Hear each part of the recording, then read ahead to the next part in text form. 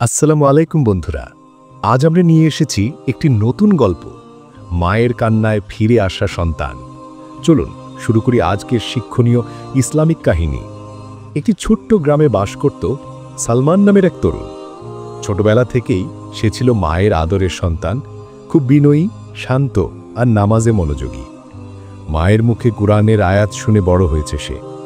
কিন্তু সময়ের সাথে সাথে যখন সে বড় হতে লাগলো, শহরে পড়াশোনার জন্য গেল, তখন তার জীবনে এলো নতুন মোড়।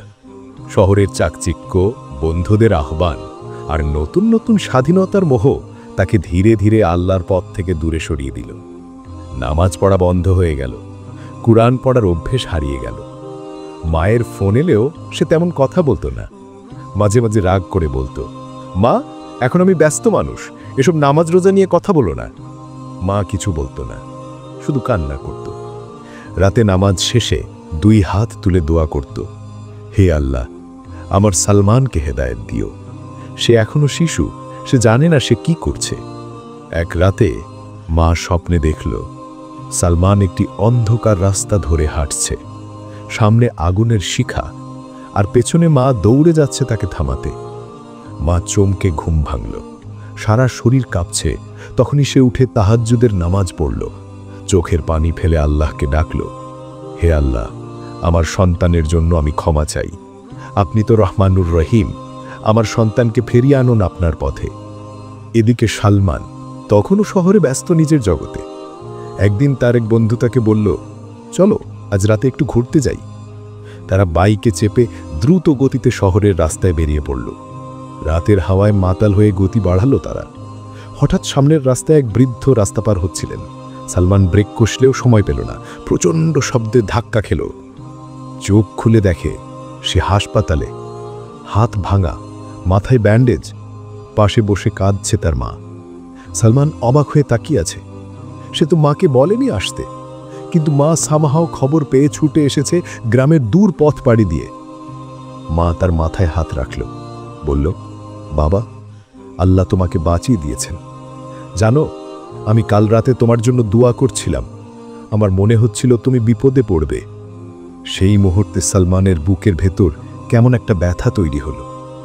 মায়ের কাদা চোখ, শুকনো মুখ আর সেই স্নেহের স্পর্শ তাকে ভেতর থেকে ভেঙে দিল। সে চোখ বন্ধ করে মনে মনে বলল, আল্লাহ, আমি অনেক দূরে চলে গিয়েছিলাম, কিন্তু এখন বুঝেছি আমার মাই ছিল আমার সবচেয়ে বড় আশীর্বাদ।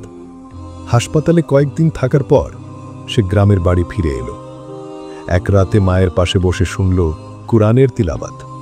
মা ধীরে ধীরে পড়ছে, ওয়াকুল্লু রব্বির হামহুমা কামা রব্বায়ানি সগীরা। অর্থাৎ, হে আল্লাহ, আমার পিতা মাতার প্রতি দয়া করুন, যেমন তারা ছোটবেলায় আমাকে লালন করেছেন। এই আয়াত শুনে সালমান কাঁদতে লাগল।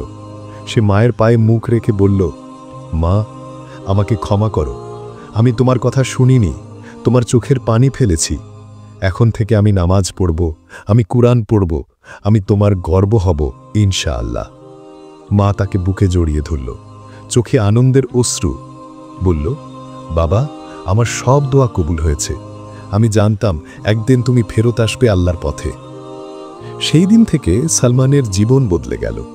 সে মসজিদের জামাতে নামাজ পড়তে শুরু করল, গ্রামের বাচ্চাদের কুরআন শেখাতে লাগল। রাতে মা ছেলে একসাথে তেলাওয়াত করত।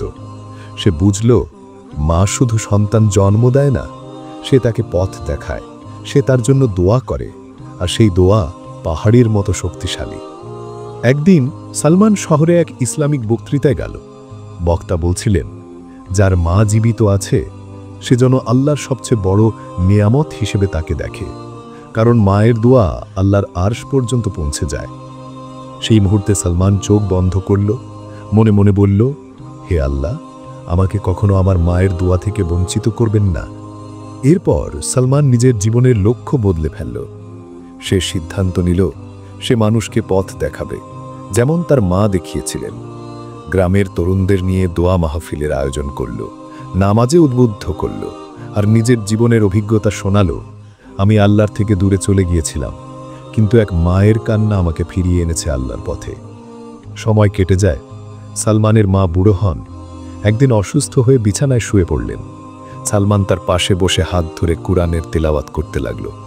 মা চোখ বন্ধ করে বলল, বাবা, আমি এখন আল্লাহর কাছে যেতে চাই, কিন্তু জানি আমার দোয়া বৃথা যায়নি। তুমি এখন ভালো মানুষ হয়েছ, এটাই আমার জান্নাত। সেই রাতে মা ইন্তেকাল করেন। সালমান তার কবরের পাশে দাঁড়িয়ে কাঁদতে কাঁদতে বলল, মা, তুমি যেখানেই থাকো আমি তোমার শেখানো পথেই থাকব। তোমার কান্না, তোমার দোয়াই আমাকে বাঁচিয়ে রেখেছে। এরপর থেকে প্রতিদিন ফজরের নামাজের শেষে সালমান তার মায়ের জন্য দোয়া করে, হে আল্লাহ, আমার মায়ের কবরকে জান্নাতের বাগান বানিয়ে দিন। গ্রামের মানুষ আজ সালমানকে দেখে অনুপ্রাণিত হয়।